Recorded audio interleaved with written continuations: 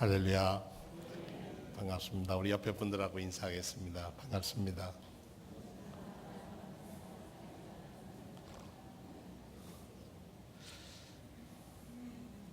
그냥 얼굴을 다 굳히고 나는 인사 안 할 거야. 오늘의 설교 제목을 길 잃은 마음이라고 정했는데 사실 이 제목보다 좀 다른 제목을 붙이고 싶었습니다. 근데 바람난 마음이라고 하는 게 맞을 것 같다. 바람난 마음. 혹시 마음을 잃어버려 본 적이 있으십니까? 살면서 마음을 잃어버린 때가 있어요. 내가 아니게 내 마음은 이렇지 않은데. 혹시 또 길을 잃어버리신 적이 있으십니까? 저는 어려서 5살인가 6살 때쯤 6.25 끝나고 길을 잃어버린 적이 있고, 한 번은 저희 아이 딸내미가 미국에 졸업식 했을 때 갔는데 어느 가게인가 둘이서 들어갔는데 제가 밖에 있다가 길을 잃어버릴 뻔했습니다. 근데 좀 기다리니까 나오더라고요. 어디서 나오는데 나와서 그때 지금까지 그 얘기 안 했습니다. 그때 나 길 잃어버렸다 그러면 얼마나 창피합니까? 아주 사람 많은 데서 우리는 길도 잃어버려 가족하고 이렇게 헤어져 버릴 수도 있습니다. 또 눈 덮인 벌판에서 길을 잃어버린 적이 있습니까? 전 있습니다. 시골 교회 있을 때 강에 눈이 덮였는데 강 건너 교회를 가야 되는데 한쪽은 여울이고 한쪽은 얼었는데 어른 쪽에는 트럭도 건너가는데 여울 쪽에 들어가면 빠져버리는 거예요. 길을 잃어버렸습니다. 그래 본 적이 있습니다. 그건 눈에 홀린다고 그렇게 얘기하더라고요. 어른들은 눈에 홀린다. 무엇에 홀린다는 거죠. 이렇게 잃어버리고만 갈 목적지와 목표를 잃어버리려면 당황하게 됩니다. 나 잃으면 어떻게 되지? 그러다가 어떻게 하면 자기 생명을 잃어버리기도 합니다. 러시아에서 어느 시골 마을에 이렇게 그 소련군 부대가 있었는데 부식을 옮기던 기차가 있었답니다. 냉동 기차가 있었는데 고장이 나서 밖에 이렇게 세워놨는데 아이들이 숨바꼭질 놀이하다가 이제 청소년들이 놀다가 거기 가서 숨었는데 문을 딱 닫았는데 문이 안 열리는 거예요. 밖에서요. 요즘 냉장고는 대형 냉장고는 안에서도 이렇게 열게끔 안전장치가 다 돼 있는데 이게 옛날 소련 시대니까. 그래서 또 뭐 동네가 난리 나서 찾아서 경찰들이 찾다 보니까 이틀 후인가 찾았는데 그 창고 안에서 찾는데 그 기차 안에 찾는데 아이가 죽었더라는 거예요. 그런데 놀랄 것은 그 냉동 기차는 고장이 나서 냉기가 나오지 않는 곳에서 죽었다는 거예요. 죽은 이유가 뭐냐? 마음을 잃어버려서. 이게 냉동차지. 점점 추워질 거야. 난 그러다가 마음을 잃어버려서 죽었다는 거예요. 그래 보니까 옛날 어느 나라에 아주 코미디언이 광대가 아주 잘하는 광대가 있었답니다. 어찌나 이게 잘 웃기는데 특히 왕과 이 고관들을 놀려먹는데 아주 1등이었답니다. 그래서 어느 날 임금님이 좀 화가 났어요. 이놈 좀 혼 좀 내야 되겠다. 그래서 밑에 있는 신하를 시켜서 저놈을 오늘 궁전 축하해서 놀린 다음에 내가 저놈의 목을 치라 올 거야. 근데 목을 치다가 치지 말고 한참 목 치기 전에 칼 후려두고 춤추다가 목에다가 찬물 한 방울만 떨궈라. 그랬답니다. 근데 아닌가 다를까 왕을 갖고 노는데 이건 도가 넘어요. 도가 넘어. 그러니까 임금님이 화가 나서 저놈의 목을 쳐라. 그러니까 그냥 그 잔치가 그냥 난리가 났어요. 그냥 밑에서 말리고 난리가 나도 쳐. 어디를 나라 임금을 저렇게 놀려먹어. 그러니까 정말 망나니가 와서 춤을 추는데 정말 금방 목을 칠 것 같아 묶어놓고선 치는데 그냥 얼굴이 하얘졌는데 그냥 칼을 내려치는 순간에 어떻게 했다고요? 요 몸속에 있던 병에다가 물을 넣어서 한 방울 똑 떨궜는데 앞으로 폭 꼬꾸라지더라는 거예요. 얼마 있다가 야 일어나 임마, 너 이제 앞으로 그러지 마라 그랬더니 광대가 죽었더래요. 물 한 방울에 떨어져 죽었더라는 거예요. 마음을 잃으면 죽습니다. 다윗 왕은 당신의 장인인 사울 왕한테 피해서 평생 고생을 했어요. 그래서 그가 시편 23편은 나이가 많아서 썼다고 하는데, 내가 사망의 음침한 골짜기로 갈지라도 내가 두려워하지 않고 해받음을 두려워하지 않는 것은 하나님이 함께 하심이라는 고백을 합니다. 근데 다윗도요, 부끄러운 일을 한 적이 있죠. 자기가 얼마든지 후궁을 둘 수 있는 왕이었음에도 불구하고 우리아의 아내 바세바를 그가 스캔들을 이루는 바람에 그는 아주 뼈아픈 집안에 피바람이 붑니다. 아버지가 잘못했는데 아버지의 스캔들이 가족을 온통 피바람한 왕자의 난으로 왕자들이 죽이고, 또 압살롬이라는 아들은 아버지한테 반역을 하고 아버지의 후궁을 데리고 그냥 부끄러운 짓을 하고, 아주 뭐 성경을 읽다 보면 아유 그거 좀 뺐으면 좋겠다 할 만큼 하나님의 마음이 합했던 왕 다윗은 부끄러운 스캔들이 많았습니다. 그가 나단이라는 선지자가 와서 야단을 쳤어요. 그때 그 회개하면서 쓴 시가 시편 51편입니다. 우리 성도님 중에 한 분이 올해 새해를 들면서 기도 제목에 이것을 쓰셨어요. 근데 제가 그분을 위해서 기도하고 있습니다. 이 기도대로 그분의 사시기를. 나는 내 죄과를 아오니 내 죄가 항상 내 앞에 있습니다. 언제나 어른거리는 거예요. 내가 주께만 범죄하여 주의 목전에서 악을 행하여 싸우니 주께서 말씀하실 때 의로우시다 하고 주께서 심판하실 때 순전하다 하리이다. 내가 죄악 중에 출생하였으며 어머니가 죄 중에서 나를 잉태하였나이다. 보소서, 주께서는 중심의 진실함을 원하시오니 내게 지혜를 은밀히 가르치리이다. 우슬처럼 나를 정결케 하소서. 내가 정하리이다. 나의 죄를 씻어주소서. 내가 눈보다 희리이다. 내게 즐겁고 기쁜 소리를 들려주시사 주께서 꺾으신 뼈들로 즐거워하게 하소서. 죄를 지어서 뼈를 꺾는 아픔을 갖고 있다는 거예요. 주의 얼굴을 내 죄에서 돌이키시고 내 모든 죄악을 지워주소서. 하나님이여, 내 속에 정한 마음을 창조하시고 정직한 영, 견고한 영을 새롭게 하소서. 나를 주 앞에서 내쫓아내지 마시며 주의 성령을 내게서 거두지 마소서. 아주 이렇게 고백을 합니다.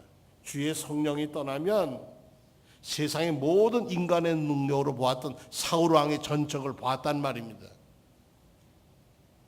주의 영이 떠나면, 우리 마음의 주인을 잃으면 우리는 그다음부터는 세상 유혹들이 우리를 흔들어 댑니다.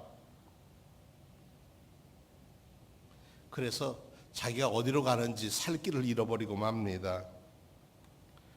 이 생과 저 생의 갈림길에서 주님이 제자들에게 말씀하시니까 제자들이 무척이나 두려워했어요. 요한복음 14장에 보니까 너희는 마음에 근심하지 마라.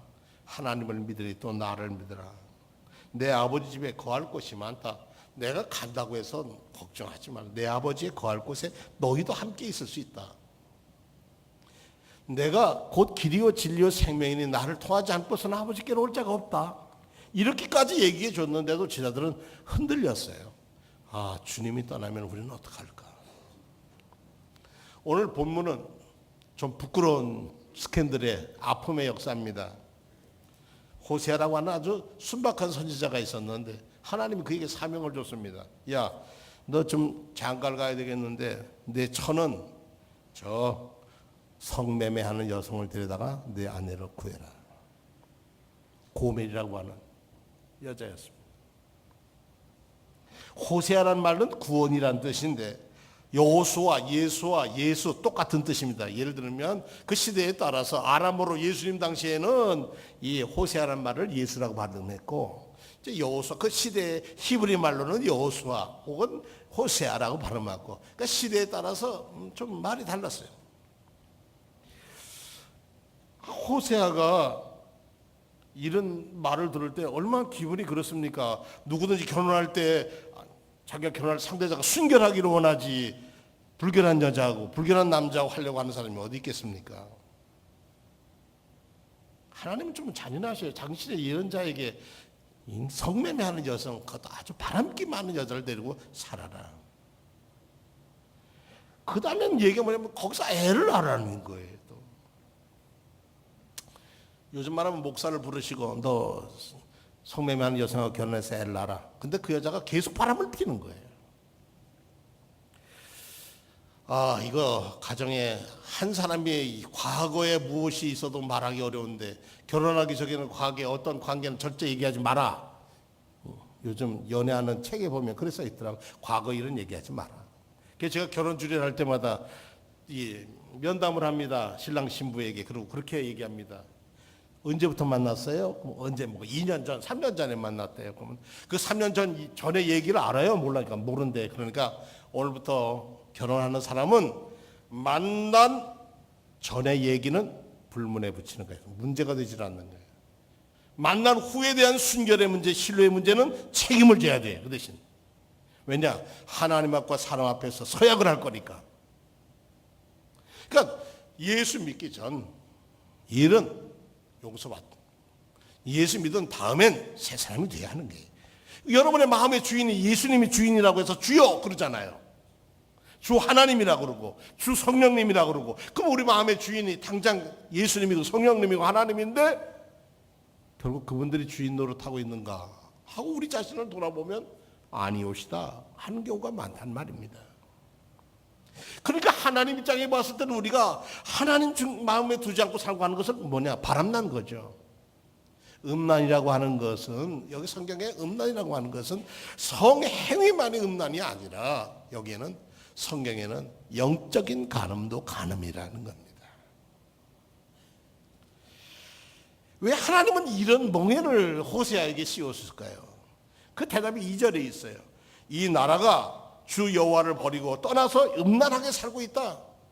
하나님이 이 나라를 해방시켜 주시고 전쟁의 폐허에서 살게 해주셨는데도 불구하고 하나님의 은혜는 고마운 걸 잊어버리고 물질에 매여 살고 있다. 세상 속에서 하나님께서는 호세아의 비극적인 결혼 생활을 통해서 이스라엘 사람들의 실상을 고발하는 것입니다. 하나님의 신부인 이스라엘 백성들이 하나님을 떠나 바알을 섬기고 있어 물질을 섬기고 있었기 때문입니다. 특히 호세아가 활동하던 기원전 180년 그 당시에는요 아주 물질이 풍요했습니다. 그러니까 물질이 풍요하면 하나님 섬기지 않습니다. 물질이 풍요해 보세요. 주일날 주일 지키는 거요. 어디 약속 골프 약속 있으면 가야 되고요. 어디 약속 있으면 먼저 가고요. 다 가요. 중심에 바꿔진다는 거예요. 물질과 건강과 쾌락이 하나님 대신 자리 잡고 있어요.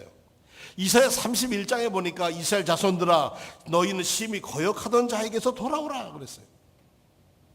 예레미야에 보니까 여호와께서 이르시되 이스라엘아 내게 돌아오려거든 내게로 돌아오라. 내가 만일 나의 목전에 가져간 것을 버리고 돌아오면 내가 널 용서해 주겠다. 돌아오라 그러는데 호세아 안의 고멜은 돌아오지 않고 3남매를 낳습니다. 우상 숭배는 이와 같이 이루어집니다. 장로교회 창시자인 존 칼뱅이라고 하는 사람은 이런 얘기를 했어요. 인간은 본성으로 끊임없이 우상을 만들어내는 공장과 같다. 우리 마음에 우상을 계속 만들어낸다는 거죠. 제 잘 아는 사람이 내가 뭐가 있으면 좋겠다 그래서 뭘 바꿉니다. 뭘 사고 싶으면 삽니다. 그 사고 나면 그것이 당분간은 기쁘지만 조금 지나면 그것도 시시합니다. 어느 대회에 꼭 붙어야 돼요. 그리고 붙었죠. 붙은 다음에 1년 지나 보세요. 그 기쁨 다 잊어버리고 만. 찬송가 28장에 복의 근원 강림하사의 그런 찬송에 보면 3절 가사에 주의 은혜 사슬돼서 나를 주께 매서 주의 은혜의 사슬로 나를 꼭 붙들어서 은혜 밖에 나가지 않게 붙들어 주세요. 이런 찬송이에요. 주의 은혜 밖에 사는 사람들이 얼마나 많은지 몰라요. 그게 전형적인 우상 숭배는 뭐냐? 그건 굿하는 거죠. 점쟁이들한테 점치는 것이고요. 그런데 우리 지나가 보면 이상한 거 취미로 보고 재미로 보고 이런 거 요즘 신문에 그런 거 잘 안 났지만 어느 신문에 보면 2주일의 운세 그래서 그거 보고선 좋으면 이분 기분 좋겠다 그러고 예수 믿고 하나님 의지한다는 건 다 어디 갔는지 좀 안 좋은 거 있으면 괜히 마음이 꺼림직하고 책마다 이 연초만 되면 뭐 토종비결 그래서 그거 나오는 거 보면 얼른 별점으로 보든지 뭘 보든지 한번 맞춰보려고 그러고 그래서 그게 좋으면 좋고 안 좋으면 기분이 그렇고 이게 우상숭배예요. 점집과 영매들이 얼마나 많은지 몰라요. 뭐 신기 들린 사람이 얼마나 많은지 몰라요. 심심하니까 지나가다 한번 뭐 얼마 내면 보는데 얼마 내고 보는지 모르겠어요. 하나님의 순결한 신부로 살아간다면은 여러분의 가정도 순결하기를 원하는데 하나님도 믿음으로 순결하기를 원한다는 거예요. 한눈 파는 거 원하지 않으신다는 거예요. 근데 이것보다 더 큰 우상 숭배는 뭐냐면요. 하나님의 자리에 다른 것을 올려놓는 거예요. 물질을 올려놓든지 이성을 올려놓든지. 요즘 개신교 목사 중에 미국에 존경받는 목사가 뉴욕의 리디머 처치에 팀 켈러라고 하는 목사가 있습니다. 그 팀 켈러라는 목사가 현대에 있어서 우상숭배라는 책을 쓰면서 우상숭배가 뭘까? 네 가지를 얘기하고 있어요. 첫째, 아무 일도 하고 있지 않을 때 마음에 자연스럽게 떠오르는 게 뭔가를 보라는 거예요. 여러분 아무것도 생각 제일 먼저 떠오르는 게 뭘까? 제 친구가 담배를 많이 피는 걸 좋아하던 친구가 있었는데 그 친구가 내가 하루에 제일 처음 하는 게 뭐냐? 눈 뜨면 머리맡에 담배깍 잡아서 담배 입에 물고 불 붙이는 게 자기의 첫 번의 일이래요. 그거 없으면 하루가 일이 안 되는 것 같다고 그래요. 그런 친구도 예수 믿으니까 그거 다 끊고 말아요. 또 무심코 차를 몰고 가는데 앞에 있는 뭘 보고 그것이 마음을 확 사로잡을 때 어떤 차를 살까? 어떤 집을 살까? 무엇을 즐길까? 어떻게 하면 더 예뻐질까? 어떻게 하면 더 건강해질까? 어떻게 하면 성정이 더 올릴까? 하다가 보니까 참 어려워져요. 요즘 저 여름 성경학교, 교회학교 다른 교회들 보니까 어떻게 하냐니까 목, 금, 토 이렇게 3일을 한답니다. 왜냐니까 아이들이 학원도 가야 되고 다 가야 되기 때문에. 그러니까 목요일날 저녁에 한대 6시부터 밤 9시까지 한대요. 그리고 집에다 데려다 주고 금요일날도 그런데요. 토요일만 오전 10시부터 오후 몇 시까지 한다는 거예요. 왜 그러냐? 그랬더니 학원이 방학을 안 하기 때문에 그렇다는 거예요. 왜냐하면 엄마 아버지는 공부가 더 먼저야. 현실이에요. 고3이 되면 우리 교회 아이들은 좀 안 해. 고3이 되면 교회 결석하고 학교 가는 것이 당연하다 생각하는 그런 사람들이 얼마나 많은지 몰라요. 그러니까 내가 제일 먼저 내 마음을 사로잡고 있는 게 뭘까? 그게 우상이에요. 하나님이 아니면 우상이에요. 두 번째는 가장 돈을 많이 쓰고 있는 게 뭘까? 내가 지금 여러분들이 가지고 있는 돈 중에 제일 많이 쓰고 있는 데가 뭘까? 그것도 우상일 수 있어요. 지나친 소비, 감당 못할 것. 세 번째는 우리가 기도해서 응답되지 않았을 때, 혹 자기가 바르는 대로 이루어지지 않았을 때 어떤 반응을 하는가를 한번 자신을 생각해 보라는 거예요. 잠시 실망했다 마음을 들고 다시 기도해야지 이런 마음을 갖고 있는가 아니면 하나님 이런 것도 응답 안 해주고 말이야. 하나님 그럴 수가 있어요? 이런 생각이 든다면 그것이 우상이라니, 그 대상이 우상이라는 거예요. 마지막으로 감정을 통제할 수 없을 만큼 지나치게 반응하는 경우 우상과 연결되어 있을 가능성이 크다는 겁니다. 어떤 일에 격분하게 될 때 혹은 지나치게 자존심이 상하다고 느껴질 때 그것이 무엇인지를 보라는 겁니다. 그 정체가 무엇인지를 들여다보라는 겁니다. 자식이 우상인 사람은 누군가 자기 자식을 비판하면 참지 못합니다. 요즘은 모르겠습니다. 옛날 얘기입니다만 여성들이 모여서 친구들이 모여서 서로끼리 남편 흉보는 거 재미있게 한답니다. 그러다가 남이 자기 남편 흉보면 가만 안 있는답니다. 자기가 남편 흉보는 건 괜찮은데 남이 자기 남편 흉보면 그거는 일 난답니다. 그건 하지 말아야 할 일이랍니다. 하나님을 섬기는 사람은 세상 사람과 다르다고 여러분들이 결정해서 온 거예요. 예수님을 주인으로 모시겠다고 그렇게 해서 마음 다짐하고 오신 분들이에요. 그러니까 내 마음에 예수 믿는 것보다 다른 것을 더 사랑하는 것은 우상숭배라는 겁니다. 그것은 바람났다는 겁니다. 바람난 마음이라는 게. 하나님께서는 모세를 통해서 십계명을 주시면서 두 번째로 우상 숭배에 대한 경고를 하고 있습니다. 너는 너를 위하여 새긴 우상을 만들지 말고 또 위로 하늘에 있는 거나 아래로 땅에 있는 것이나 땅 아래 물속에 있는 어떤 형상도 만들지 말며 그것에 절하고 섬기지 마라. 거기에 매이지 마라 하는 겁니다. 친구 목사가 바둑을 배웠습니다. 저는 바둑을 잘 못 둡니다. 거의 못 둡니다. 바둑을 배웠는데 얼마나 재미있는지요. 목회자 세미나 가면 밤새도록 바둑을 둡니다. 교회에서는 바둑 못 뒀으니 여호와서나 시큰뜨겠다. 그리고 누가 말리는 사람과 바둑을 둡니다. 뭐 정말 자자 시끄럽다. 그래도 또박또박 하고 바둑을 둡니다. 그런데 어느 날 어느 수련회 가서 또 같은 방에 잤는데 야 바둑 안 두냐? 그랬더니 안 뛴대요. 그게 왜 안 뛰냐? 그랬더니 그 바둑에 빠지다 보니까 교인들의 얼굴이 바둑으로 보이더라는 거야. 바둑알로요. 여기서 열로 막으면 열리 끊고 열리면 일리 있고. 야 내가 바둑에 빠져서 했더니 뭘로 보여요? 바둑알로 보여. 여기 남자 여기 권사님 집사님 이렇게 하면 어떡하고. 또 한 친구는 당구를 즐겨 쳤는데 당구 치는 거 죄 짓는 거 아닙니다. 바둑 두는 거 죄 아닙니다. 그거 죄 안 즐기는 죠. 당구를 치다 보니까 교인들의 얼굴 보니까 하늘 천정 보니까 옛날에 이렇게 그게 야 이리 치면 저리 가서 저리 돌아가겠지 그 생각을 하게 되더라는 거예요. 이런 게 매이는 겁니다. 나를 미워하는 사람에게 그 죄값을 3세대까지 묻는다. 아유 하나님이 눈먼 시기심이 이렇게 하나님이 질투가 강해. 나를 미워하는 사람에게 이런 벌을 내린다. 이런 말씀은 나보다 우상을 더 사랑하는 사람은 나는 원하지 않는다는 뜻이라는 겁니다. 첫째 아들이 호세아는 이스라엘입니다. 사실 이스라엘에서 가장 기름진 평야가 이스라엘 평야입니다. 무기또라고 하는 곳은 내려다보면 아주 아름다운 갈멜산에서 내려보면 아주 골짜기가 정말 기름진 땅입니다. 거기는 저희 이스라엘이 지금요 세계적인 농업국가입니다. 아주 정말 곡창지대입니다. 그런데 거기서 학살이 무지무지 일어났어요. 히스기야 왕도 거기서 죽었어요. 풍성한 곳에서 피비린 나는 역사를 너무나 많이 거쳤어요. 둘째 이름은 로루하마라고 썼는데 영어나 그 히브리어나 비슷한 것 같아요. 로 그러면 노예요. 노 아니다. 노 NO 노예예요. 루하마 하마란 말은 자비예요. 자비롭고요. 버림받았다는 얘기죠.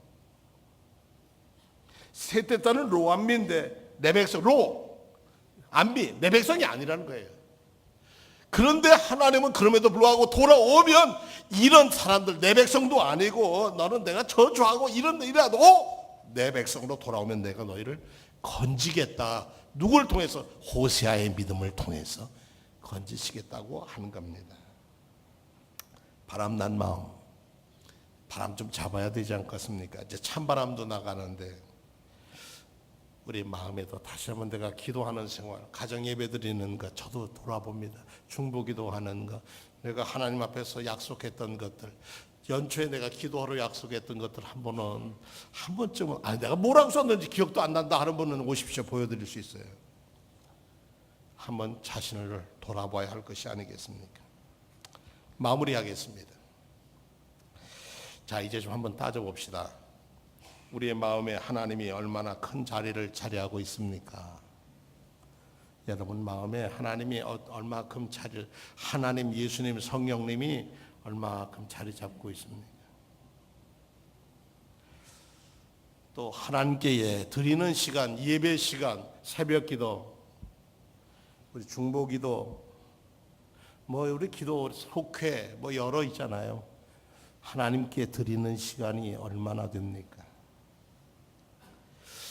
조금 더 이건 좀 이런 말씀드리면 혹시 또 마음 상하실지 모르겠는데 여러분이 하나님께 드리는 물질의 액수는 어떻게 됩니까? 인색한 마음으로 가지고 그대로 하지는 않습니까? 또 하루에 하나님을 얼마큼 생각합니까? 또 좀 더 얘기해 보죠. 여러분에게 하나님이 정말로 중요하신 분입니까? 예수 그리스도가 여러분의 삶에 정말 중요한 분입니까? 성령님이 여러분의 삶에 정말 중요하신 분으로 여러분은 그렇게 믿고 삽니까? 이것이 우리 바람난 마음을 드잡는 그런 생각입니다. 키스 고든 그린이라고 하는 젊은이가 뉴욕에서 자랐는데 아주 어렸을 때 천재 노래를 천재 소리를 들었답니다. 기타도 잘 치고 요즘 말은 무슨 오디션 나가서도 난리치고 그랬는데 10대에 이 친구가요 마약에 빠졌습니다. 아주 문란한 생활을 했어요. 너무 문란한 생활을 하다가 그가 10대 후반에 어느 집회에 가서 억지로 끌려갔다가 은혜를 받고 세상 보는 것을 딱 절교하고 기타 하나 들고 피아니스트입니다만 그리고 이분이 성경에 있는 말씀을 가지고 찬송을 만들기 시작했어요. 28살 아이 두 남매를 잇던 아버지로서 자기 꿈은 10만 명의 선교사를 내가 만들겠다. 그리고 가는 곳마다 대형 집회를 하는데 그가 찬송을 부르고 그가 피아노를 치면 사람들이 환호했어요. 하나님을 찬양하고 돌아오는 노래죠. 그 찬양 중에 하나가 정결한 마음 주시옵소서 오 주여 라고 하는 찬송입니다. 시편 51편을 가지고 자기의 과거에 살았던 자기의 삶을 돌아보면서 자기가 눈물로 사람들 앞에 노래를 불렀어요. 가사를 한번 읽어드리겠습니다. 정결한 마음 주시옵소서 오 주님, 정직한 영을 새롭게 하소서. 나를 주님 앞에서 멀리하지 마시고 주의 성령을 거두지 마소서. 그 구원의 기쁨 다시 회복시키사 변치 않는 마음 내 마음에 주소서. 28살 두 아이를 데리고 집회를 가면서 비행기를 운전했는데 그만 비행기가 비행장에 도착하지 못하고 숲속에 추락을 했습니다. 키스 그린은 그래서 세상을 28살에 두 아이와 함께, 아내는 비행기를 타지를 못했고 두 아이와 함께 10만 명 선교사를 권하던 그가 세상을 떠났어요. 아내가 심히 왜 하나님은 이렇게 하나님을 위한 일꾼을 데려갈까? 그것도 자기 두 아이 정말 눈에 넣어도 안 아픈 두 아이를 데려가. 그러다 그가 어느 날 깨달았습니다. 하나님은 가도 사람은 가도 하나님의 일은 멈출 수 없다는 것.